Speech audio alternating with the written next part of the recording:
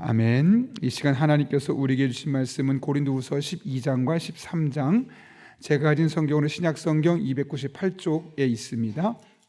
우리 함께 드라마 바이블로 먼저 하나님의 말씀을 읽고 그 뒤 은혜 나누도록 하겠습니다.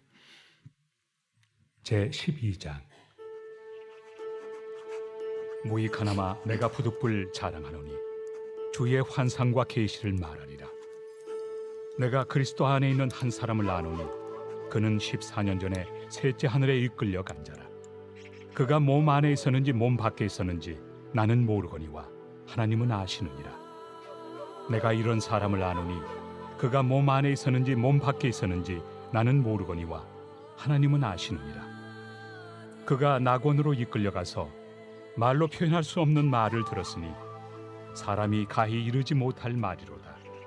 내가 이런 사람을 위하여 자랑하겠으나 나를 위하여는 약한 것들 외에 자랑하지 아니하리라.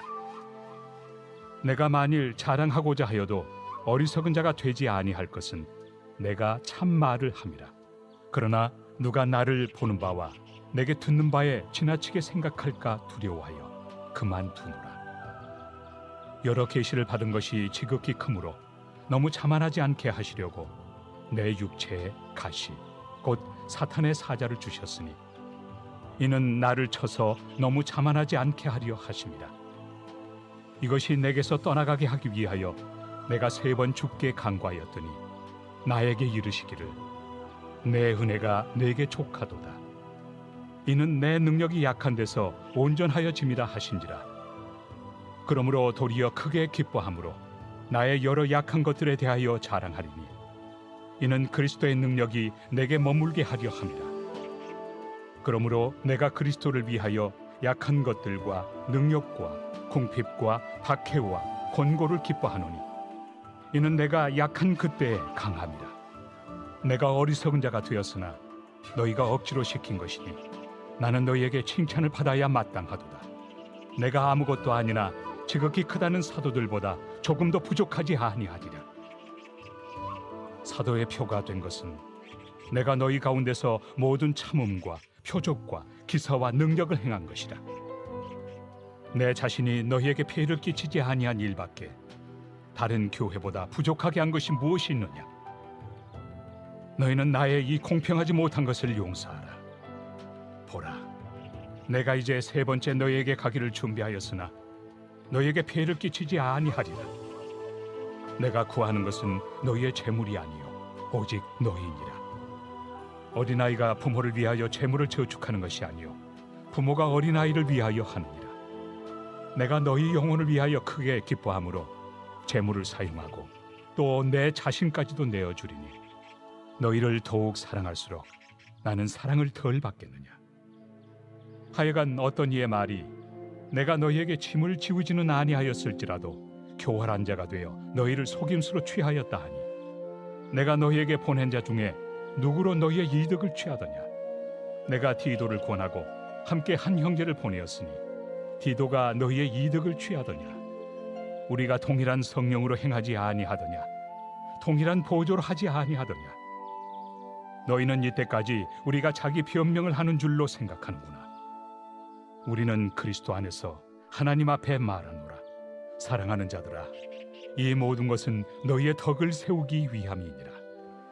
내가 갈 때에 너희를 내가 원하는 것과 같이 보지 못하고 또 내가 너희에게 너희가 원하지 않는 것과 같이 보일까 두려워하며 또 다툼과 시기와 분냄과 당 짖는 것과 비방과 수군거림과 거만함과 혼란이 있을까 두려워하고 또 내가 다시 갈 때 내 하나님이 나를 너희 앞에서 낮추실까 두려워하고 또 내가 전에 죄를 지은 여러 사람의 그 행함과 더러움과 음란함과 호색함을 회개하지 아니함 때문에 슬퍼할까 두려워하노라. 제13장. 내가 이제 3번째 너희에게 가리니 두세 증인의 입으로 말마다 확정하리라. 내가 이미 말하였거니와 지금 떠나 있으나 2번째 대면하였을 때와 같이 전에 죄 지은 자들과 그 남은 모든 사람에게 미리 말하노니 내가 다시 가면 용서하지 아니하리라. 이는 그리스도께서 내 안에서 말씀하시는 증거를 너희가 구함이니 그는 너희에게 대하여 약하지 않고 도리어 너희 안에서 강하시니라. 그리스도께서 약하심으로 십자가에 못 박히셨으나 하나님의 능력으로 살아계시니 우리도 그 안에서 약하나 너희에게 대하여 하나님의 능력으로 그와 함께 살리라. 너희는 믿음 안에 있는가? 너희 자신을 시험하고 너희 자신을 확증하라. 예수 그리스도께서 너희 안에 계신 줄을 너희가 스스로 알지 못하느냐? 그렇지 않으면 너희는 버림받은 자니라. 우리가 버림받은 자 되지 아니한 것을 너희가 알기를 내가 바라고, 우리가 하나님께서 너희로 악을 조금도 행하지 않게 하시기를 구하노니 이는 우리가 옳은 자임을 나타내고자 함이 아니라 오직 우리는 버림받은 자 같을지라도 너희는 선을 행하게 하고자 함이라. 우리는 진리를 거슬러 아무것도 할 수 없고 오직 진리를 위할 뿐이니 우리가 약할 때 너희가 강한 것을 기뻐하고 또 이것을 위하여 구하니 곧 너희가 온전하게 되는 것이다. 그러므로 내가 떠나 있을 때 이렇게 쓰는 것은 대면할 때 주께서 너희를 넘어뜨리려 하지 않고 세우리 하여 내게 주신 그 권한을 따라 엄하지 않게 하려 함이라. 마지막으로 말하노니 형제들아 기뻐하라. 온전하게 되며 위로를 받으며 마음을 같이하며 평안할지어다. 또 사랑과 평강의 하나님이 너희와 함께 계시리라. 거룩하게 입맞춤으로 서로 문안하라. 모든 성도가 너희에게 문안하느니라. 주 예수 그리스도의 은혜와 하나님의 사랑과 성령의 교통하심이 너희 무리와 함께 있을지어다. 아멘. 우리 인생을 보면 언뜻 보아서는 이해할 수 없는 일들이 참 많이도 일어납니다. 건강했던 사람이 갑작스럽게 사고를 당하거나 때로는 사고를 넘어서서 장애를 입거나 또 안정적이었던 가정 경제가 힘들어지고 한번 좌절하거나 평온했던 가정, 부부관계에 불화가 생긴다든가 그 외에도 우리가 굳이 겪지 않았으면 하는 일들이 비일비재하게 우리 삶에 찾아옵니다. 그럴 땐 참 그리스도인으로서 난감할 수밖에 없죠. 그러나 곱씹어보고 곱씹어보면 그 이면에 우리 생각으로는 감히 측량할 수 없는 하나님의 놀라운 섭리와 계획이 담겨 있음을 보게 됩니다. 본문을 통해서 이 같은 사실을 한 번 더 확인할 수 있게 되는데 오늘 우리는 고린도후서 12장과 13장의 말씀을 읽었습니다. 12장은 여전히 사도가 바울이 나는 사도다라고 말함에도 불구하고 거짓 교사들의 꾀임에 넘어가서 그의 사도성에 대해서 의문을 제기하고 있었던 그 고린도 교회 성도들에게 바울은 내가 왜 사도냐, 이와 같이 하나님 앞에 놀라운 영적인 경험들을 한 사람이기 때문이다 라고 변증하는 내용이고, 13장은 내가 한번 너희에게 찾아갈 터인데 그때 다시 가서 이야기하자 그러면서 인사말로 마치고 있는 장면입니다. 오늘 우리는 12장을 중심으로 살펴보는데 12장을 보게 되면 사도 바울은 다른 사람은 경험하지 못했던 놀라운 영적인 경험을 했습니다. 이에 대해 1절을 보게 되면 자신이 경험했던 환상과 계시를 말하면서 부득불 자랑한다고 이야기합니다. 부득불이라는 얘기는 뭘까요? 다른 말로 하면 어쩔 수 없이, 원래는 굳이 자랑하지 않으려 했지만 무익하나마 부득불 어쩔 수 없이 이 이야기를 하겠습니다 라는 겁니다. 왜냐하면 거짓 교사들이 사도 바울이 갖고 있었던 이 사도성에 대해서 자꾸만 이간질시키는 겁니다. 사도 바울 가짜야, 문제 있는 사람이야, 다 믿지 마, 속셈이 있어, 너희들 이용하는 거야, 이런 말들 계속 들으면서 고린도 교회 교인들이 마음이 그 거짓 교사들의 마음에 농락을 당한 겁니다. 사도 바울 정말 그럴 수도 있어. 평상시에는 순수하게 보였는데 이제 사도 바울이 하는 말과 행동들에 대해서 오해를 하기 시작하고 의구심을 갖기 시작하고 이상하게 왜곡해서 해석하기 시작하는 겁니다. 그런 일들이 일어나니 어쩔 수 없이 내가 사도라는 사실을 이야기해야 되겠습니다 라고 말하면서 본인이 겪었던 이 영적인 환상과 계시를 말하고 있는 거죠. 어떤 내용입니까? 바울은 2절에서 14년 전에 셋째 하늘에 올라가서 경험했던 것에 대해서 이야기하죠. 여기서 셋째 하늘이는 무엇일까요? 당시 사람들에게는 이 하늘을 세 개로 나눠보는 관습이 있었습니다. 첫 번째 하늘은 지금 우리가 살고 있는 이 땅에서 이 대기권 안에서 살아가는 첫 번째를 하늘이라고 말하고, 두 번째 하늘은 대기권 밖에 우주 공간을 말하고, 세 번째는 우주 공간을 넘어서는 세 번째 하늘이 있는데 그것은 바로 영적인 존재인 하나님이 계시는 곳이다 라고 생각했습니다. 지금 사도 바울은 이 셋째 하늘, 즉 하나님을 만났던 놀라운 영적인 경험을 말하고 있죠. 그래서 2절과 3절을 보면 그때 내가 몸 안에 있었는지 몸 밖에 있었는지 모르겠다 라고 말하면서 어찌됐든 하나님을 만난 어떤 특정한 장소에서 본인이 겪었던 그 영적인 경험을 눈으로 표현하고 시각적으로 표현하고 있습니다. 특별히 4절을 보면 이곳에서 말로 표현할 수 없는 말을 들었다라고 오늘 본문 이야기하죠.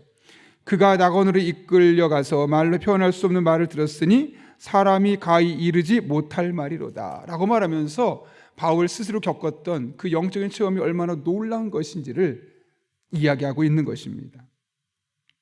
이렇게 사도 바울은 놀라운 영적인 경험을 했죠. 7절을 보면 이런 경험을 많이 했다고 이야기합니다.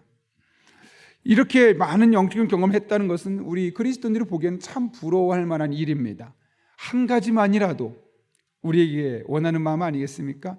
많이 뭔지 모르겠지만 저 중에 한 가지만이라도 나도 경험했으면 하는 것이 우리 그리스도인의 마음일 겁니다. 그런데 이렇게 많은 놀라운 영적인 경험이 그에게 있었음에도 불구하고 그에게 계속 근심하게 만드는 한 가지 고민이 있었는데, 그것은 그에게 원인을 알 수 없고 치료 방법도 알 수 없는 흔히 말하는 희귀성 난치병이 있었다는 겁니다. 바울은 그것을 일컬어 7절에서 내 육체의 가시 곧 사탄의 사자를 주셨으니 라고 말합니다. 육체의 가시, 나를 찌르는, 내 몸을 아프게 하는 그런 질병이었다는 것이죠. 그의 신체를 괴롭혔던 질병입니다. 어떤 질병인지 다양하게 이야기하지만 대부분의 신학자들은 안질이라고도 말하고 간질이라고도 말합니다.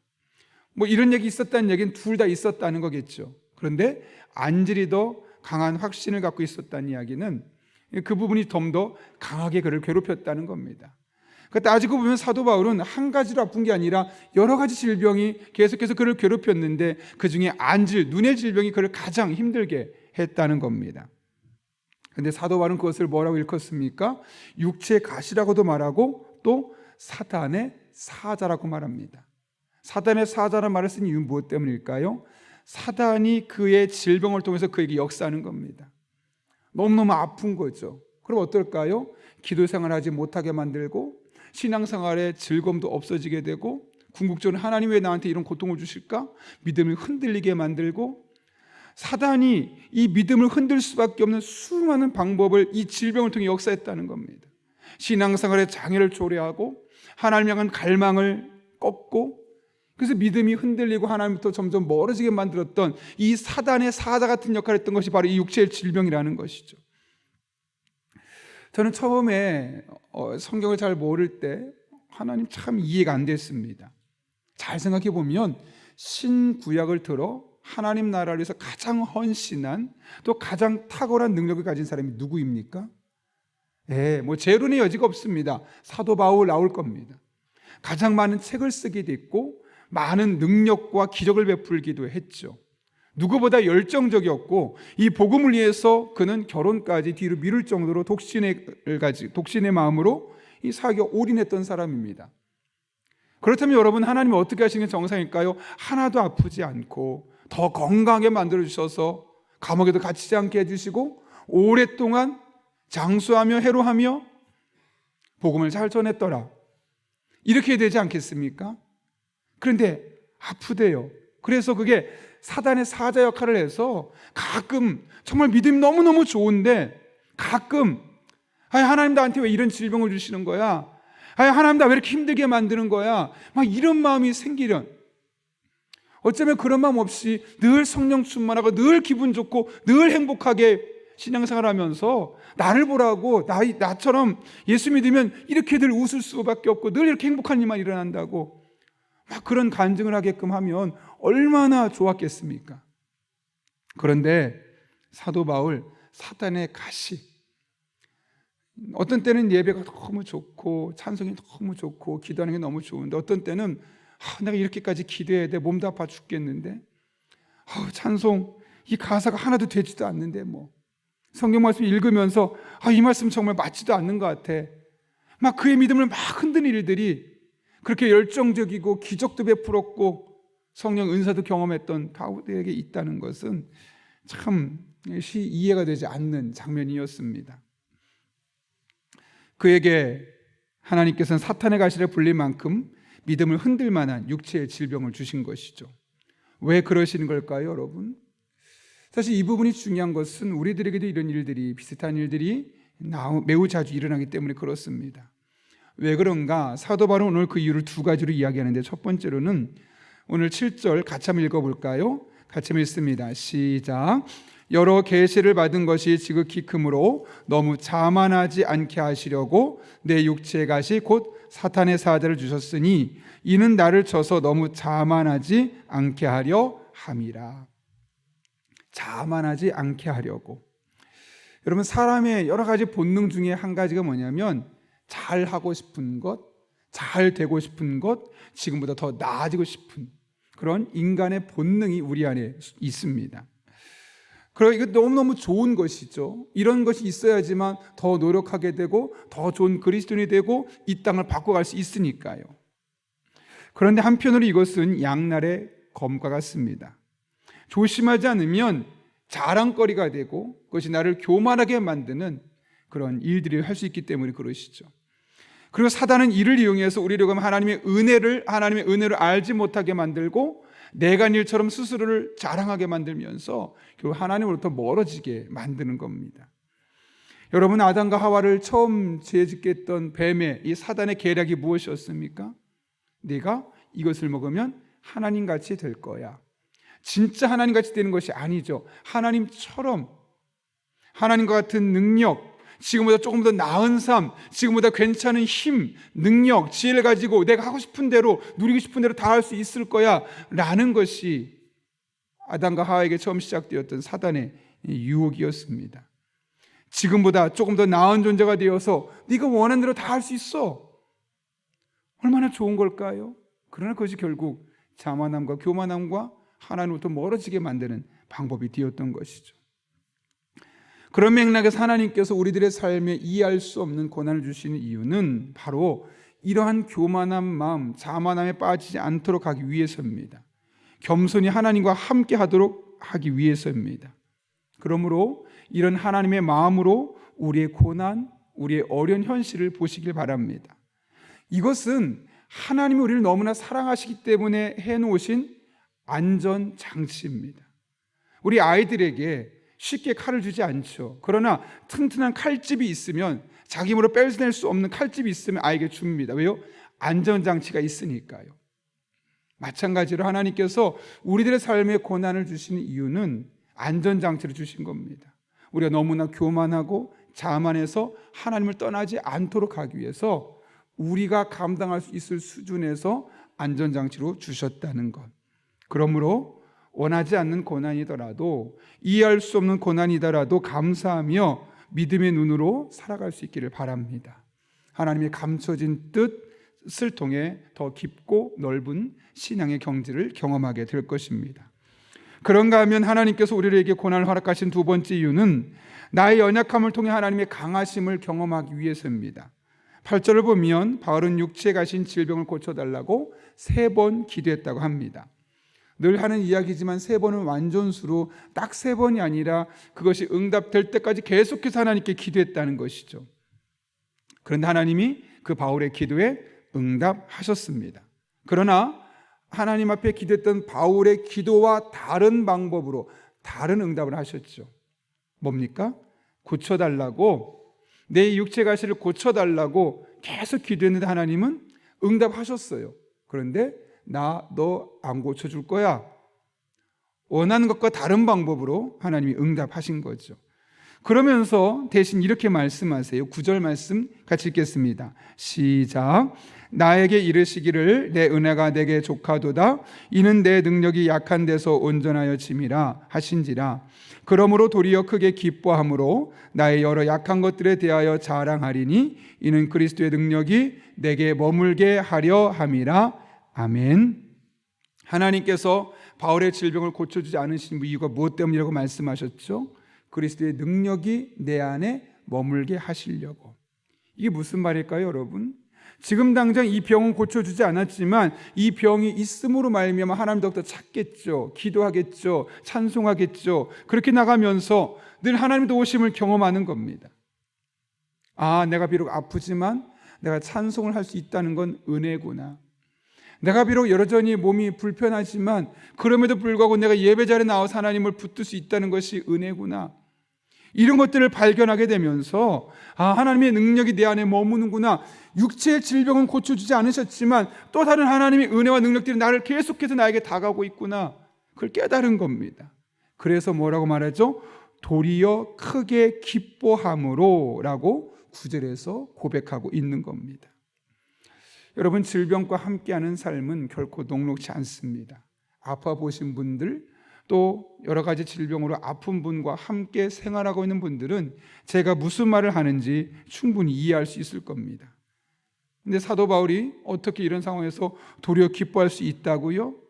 나는 비록 힘들지만, 이 질병 때문에 힘들지만 그 질병 때문에 하나님을 한 번 더 찾게 되고, 그 질병 때문에 하나님께도 한 번 더 예배하게 되고, 그 질병 때문에 하나님을 한 번 더 찬양하게 되고, 그 질병 때문에 한 번 더 기도하게 되면서 그의 신앙, 아프지 않았을 땐 경험할 수 없는 놀라운 하나님을 만나는 그런 은혜들이 그의 삶에 늘 경험되니까, 한 번의 질병은 고쳐주지 않지만 그때그때마다 주시는 은혜와 감동이 있으니까 도리어 질병이 있음을 기뻐한다고 말하고 있는 겁니다. 신방을 하면서 한 분이 그런 얘기를 하시더라고요. 참 제가 들어도 너무 아프겠다, 너무 힘들겠다. 목사로서 하나님, 제 안에 치유하는 그런 은사를 더 주셔서 정말 저런 분들, 너무너무 힘든 시간을 보내는 성도님들을 좀 잘 고칠 수 있게 해주십시오. 그런 마음이 저절로 제 안에 생기더라고요. 그럴 만큼 너무너무 힘드세요. 너무너무 아프세요. 저렇게까지 살 수 있을까? 하나님, 저렇게까지 힘들게 하셔야 되나? 신방하면서 그런 마음이 저절로 드는데 그분이 그런 얘기를 하는 거예요. 찬송할 때만큼은 하나도 안 아프대요. 제가 깜짝 놀랐어요. 그 찬송 가사를 묵상하며 하나님을 찬송할 때만큼은 하나도 안 아프대요. 안 아플까요, 여러분? 여전히 몸은 아픈 거잖아요. 낫지 않았으니까. 근데 그 순간만큼은 하나님 바라보며 하나님의 은혜를 묵상하며 아픈 것보다 하나님을 더욱더 깊이 알아가니까 아픈 게 아픈 거로 느껴지지 않는 거겠죠. 그러면서 더 큰 감사가 있고 예수님을 믿게 된 게 감사하고, 나았으면 괜찮은데 여전히 아픈데 문제가 있는데 그런 과정을 통해서 하나님을 조금씩 계속 만나가는 그 모습이 너무너무 감사하다는 거죠. 그래서 제가 큰 결단하며 다시 한번 기도하면서 이런 하나님의 은혜가 있으면 좋겠다라는 마음으로 기도를 했는데, 여러분 그런 것 같습니다. 아마 사도 바울이 이런 심정이었지 않았을까요? 여러분, 우리들의 삶에 원치 않는 질병, 마음의 아픔으로 힘든 시간을 보내는 분 분명히 있을 겁니다. 또 그런 가족이 있어서 남들에게 다 말할 수는 없지만 마음에 시름시름 앓고 있는 사람도 있을 겁니다. 그러나 그 안에 담긴 하나님의 뜻을 발견하시고 오히려 그것을 통해서 하나님을 더욱더 깊이 만날 수 있음을 기억하시고 하나님을 더 찾고 하나님을 더 의지할 수 있기를 바랍니다. 그럴 때마다 하나님의 능력이 여러분 안에 머물고 있음을 발견하게 될 것입니다. 올 한 해 그런 하나님을 경험할 수 있기를 예수님의 이름으로 축원합니다. 우리 함께 기도하겠습니다. 거룩하신 아버지 하나님, 오늘 사도 바울에게 있었던 육체의 가시 사단의 사자를 통하여서 하나님께서 사도 바울이 너무 자만하지 않도록, 또 이를 통해 하나님의 능력이 그의 안에 있음을 깨닫게 하기 위하여 여전히 고난을 허락하셨고 기도에 하셨음에도 불구하고 고쳐주시지 않았음을 깨닫게 하신 것 감사합니다. 우리들 삶에도 비슷한 일들이 있을 때 사도 바울 같은 눈으로, 믿음의 눈으로 바라볼 수 있게 도와주시고, 그렇게 육체의 고난과 마음의 질병을 잘 이겨낼 수 있게 하시고, 그러면 그럴수록 하나님 안에서 새로운 힘과 용기와 위로를 경험할 수 있는 복된 성도님들 되게 하여 주옵소서. 예수님의 이름으로 기도하옵나이다. 아멘. 이 시간 함께 기도하실 때 오늘 말씀을 기억하며 고난 중에 자만하지 않도록, 고난 중에 하나님의 능력을 더 깊이 경험하도록 우리에게 고난을 허락하신 것을 기억하며 하나님의 눈으로 우리의 어려움들을 볼 수 있게 해달라고 기도합니다. 한 걸음 나가 오늘도 성령으로 충만하게 하셔서 마땅히 기도할 바를 알게 하시고 이를 통해 모든 것을 합력해 선을 이루시는 하나님을 경험할 수 있게 달라고, 우리의 가정이 경제적인 어려움을 인해 낙심하지 않도록 교우들의 가정을 지켜주시고, 직장이 단순한 경제활동의 장소가 아니라 주님의 복음을 전파하는 복음의 전초기지가 될 수 있게 달라고, 또 교회를 위해 기도하며 오늘 수요 전도대원들이 2024년 처음 모임 시작합니다. 힘과 능력을 더해주시고 복음 전파의 사명을 끝까지 감당할 수 있도록 그들을 붙잡아 달라고, 또 수요 기도를 통해 기대하는 마음으로 준비하게 하시고 성령 충만한 집회가 될 수 있게 달라고, 우리 청년들 지금 인도네시아 바탐에 가 있는데 그곳에 더 큰 은혜, 더 큰 능력, 더 큰 지혜, 더 큰 비전을 발견하고 돌아올 수 있게 달라고, 또 이 사회에 소외된 자들과 약자들이 꿈과 소망을 마음껏 품을 수 있는 우리나라 될 수 있게 달라고, 또 여러분이 가져온 기도 제목과 여러분의 기도가 필요한 분들을 위해서 이 시간 주님의 도우심을 간구하며 함께 기도하겠습니다. 거룩하신 아버지 하나님, 오늘도 이 새벽 우리를 불러주시고 깨어 기도하게 하시는 데 감사합니다. 하나님만 바라보며 의지하며 온전한 모습을 기도하며 나아가길 원합니다. 성령 충만하게 하시고 하나님의 은혜와 능력 안에 거할 수 있도록 주님께서 친히 역사하여 주시옵소서. 매 순간순간마다 오롯이 하나님만 바라보게 하시고 하나님만 찬양하게 하시고 하나님 안에 온전히 거할 수 있도록 주님께서 친히 역사하여 주옵소서.